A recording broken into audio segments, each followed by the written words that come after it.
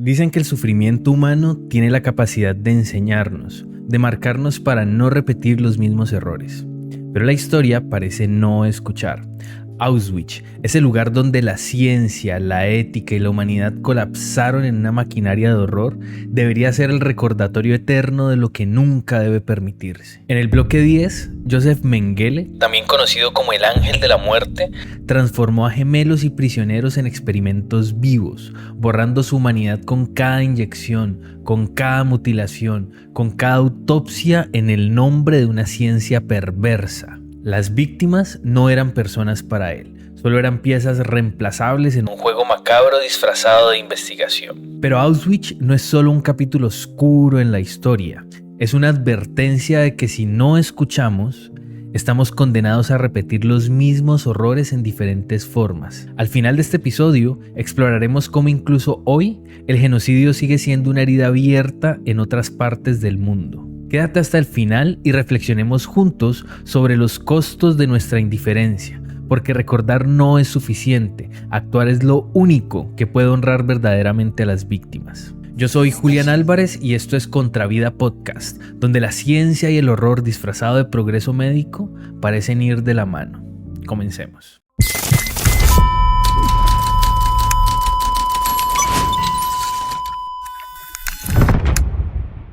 Cuando los trenes llegaban a Auschwitz, el caos reinaba completamente. Las familias eran separadas con brusquedad, los gritos llenaban el aire mientras los soldados nazis apuntaban con armas a esta gente. En medio de esta pesadilla, Mengele se destacaba. Su presencia era impecable, un uniforme pulcro y una sonrisa inquietante lo hacían parecer casi irreal. Con un simple gesto de su bastón, dividía a los recién llegados en dos categorías: aquellos que iban directamente a las cámaras de gas y hornos crematorios y los que serían utilizados para sus experimentos. Vi a un hombre elegante, con guantes blancos, que preguntaba si había gemelos entre nosotros, recordó Eva Moses Kor, una sobreviviente.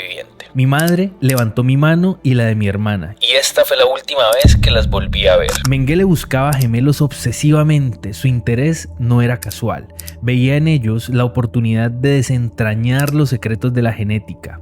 Al reunirlos les prometía un trato especial, más comida, ropa limpia y mejores condiciones. Sin embargo, lo que les esperaba dentro del bloque 10 era un destino mucho peor que la muerte. Una vez dentro, los gemelos eran sometidos a pruebas inimaginables. Los informes y testimonios hablan de inyecciones con químicos en los ojos con el objetivo de cambiar su color. Otros eran obligados a soportar transfusiones de sangre entre ellos sin importar las incompatibilidades que pudieran tener, y esto causaba convulsiones y fiebre, y por supuesto era algo que los tomaba desapercibidos. Una de las supervivientes, Miriam Moses, describió una inyección que le administraron.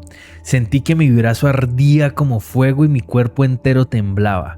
Vi a mi hermana llorar, pero ella no podía hablar. Cuando uno de los gemelos moría, Mengele ordenaba asesinar al otro para realizar autopsias comparativas, inclusive disecciones mientras estaban vivos. Las disecciones eran tan brutales y eran llevadas a cabo sin anestesia. Los gemelos no eran las únicas víctimas. Mujeres embarazadas eran sometidas a experimentos ginecológicos brutales, a menudo sin anestesia y dejando heridas permanentes, no solamente físicas, sino en su mente un trauma que jamás podrán olvidar. Algunas eran inseminadas artificialmente con esperma de animales para observar los resultados. Uno de los relatos más desgarradores proviene de una prisionera llamada Gisela Pearl, una ginecóloga judía obligada a trabajar bajo las órdenes de Mengele. Vi mujeres que habían sido abiertas desde el vientre hasta el esternón. No tenían anestesia, solamente sufrimiento y dolor. Y Mengele observaba como si fuera esto un espectáculo, un circo para él. Los prisioneros con discapacidades o con enfermedades crónicas eran utilizados para las pruebas de medicamentos. Les inyectaban sustancias químicas tóxicas para observar sus efectos, y cuando no cumplían con las expectativas de él, simplemente eran asesinados. Recuerdo las filas de los cuerpos, dijo un sobreviviente anónimo.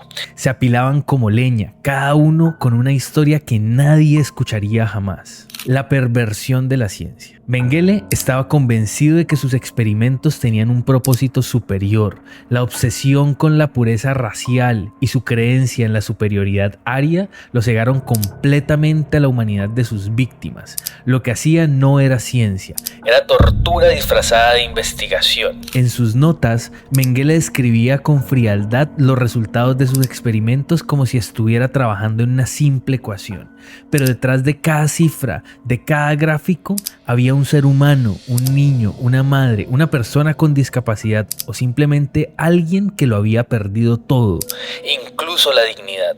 Auschwitz y el Bloque 10 representan lo peor de la humanidad, un lugar donde la ciencia fue utilizada como arma para destruir en lugar de curar. Los experimentos de Mengele nos obligan a mirar de frente la capacidad del ser humano para el mal y a cuestionar los límites éticos de la investigación científica. Hoy, las voces de los sobrevivientes resuenan como un recordatorio de lo que nunca debe repetirse. No hay justicia para lo que vivimos, dijo Eva Moses-Kor. Pero si contamos nuestra historia, quizá podamos evitar que otros sufran lo mismo. Y las palabras de Eva Moses-Kor resuenan como un eco en el vacío de nuestras propias contradicciones. Escuchemos.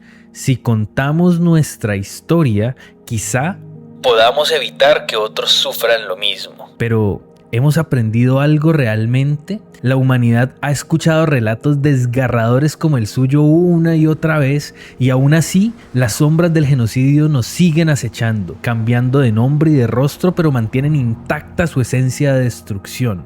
Hoy, cuando pensamos en el pueblo de Gaza, no podemos ignorar el paralelismo desgarrador y hasta paradójico entre la historia de Auschwitz y las imágenes actuales de una franja asediada, bombardeada y reducida a escombros.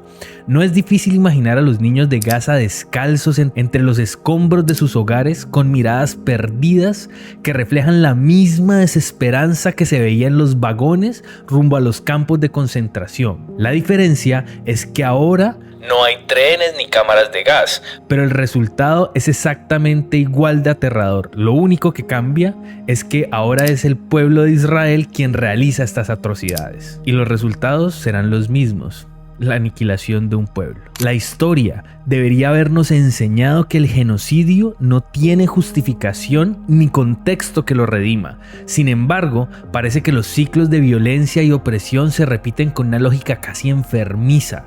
Psicólogos y sociólogos han estudiado este fenómeno, donde los pueblos oprimidos, tras sobrevivir a su dolor, pueden reproducir patrones de sometimiento sobre otros. Es un reflejo perturbador de cómo el trauma no solo marca a las víctimas, sino que si no se procesa adecuadamente, se puede perpetuar en nuevas formas de sufrimiento. El caso de Israel y Palestina es un ejemplo brutal de esta dinámica. Un pueblo que sufrió una de las mayores atrocidades de la historia, ahora participa en actos que, aunque diferentes en su forma, replican el horror de negar la humanidad del otro. Gaza es un campo abierto, un lugar donde el acceso a agua, comida y medicinas se convierte en un lujo, donde los cuerpos de niños son recuperados de los escombros, mientras el mundo se debate si esas vidas eran simplemente unos daños colaterales o una consecuencia inevitable de un conflicto que nunca debió haber existido. El psicoanálisis nos habla de la figura del opresor interiorizado, una especie de sombra que persigue a las víctimas de abuso, empujándolas a reproducir este mismo abuso en un intento inconsciente de recuperar el control perdido. Esto es lo que estamos viviendo en Israel, un intento de proyectar su propio trauma histórico sobre otro pueblo, olvidando que la memoria no debe ser una carga de venganza, sino un puente hacia la empatía y la reconciliación. Pero este análisis no busca excusar ni simplificar a nadie, ni nada. El sufrimiento no justifica el sufrimiento. Así como el mundo falló en detener las atrocidades en Auschwitz, hoy nos vuelve a fallar frente al estado de Gaza. La pregunta que debemos hacernos es: ¿cuántas veces más vamos a repetir esta historia antes de aprender? Es nuestra responsabilidad como humanidad reconocer estos patrones y romperlos. No podemos seguir aceptando que un genocidio sea válido bajo cualquier circunstancia, que un grupo sea reducido a escombros porque el poder de las armas lo permite. Eva Moses-Kor habló del poder de contar las historias, pero quizás no sea suficiente simplemente narrarlas. Necesitamos escuchar y actuar. El dolor no debe transformarse en sometimiento. Debe transformarse en resistencia a la repetición. Y esa resistencia comienza por reconocer al otro como un humano, como un igual, como alguien que no merece menos de lo que queremos para nosotros mismos. Gaza y Auschwitz son nombres distintos, pero el sufrimiento tiene la misma cara. Es hora de mirar esa cara y asegurarnos que nunca volverá a surgir. En cada bomba que cae, en cada vida que se pierde, no solo mueren personas, muere un poco de nuestra propia humanidad colectiva. No podemos permitirlo y no debemos esperar a que el próximo genocidio nos tome nuevamente por sorpresa. Porque la historia no siempre se repite. A veces simplemente se transforma en una versión más sofisticada de su peor y horroroso rostro. En el próximo episodio de Contravida Podcast exploraremos otra página oscura de la historia médica, donde el poder y la ciencia se aliaron en detrimento de la humanidad. Hasta entonces, pensémonos lo que significa ser humano en un mundo que a veces parece olvidar esa palabra. Nos escuchamos pronto.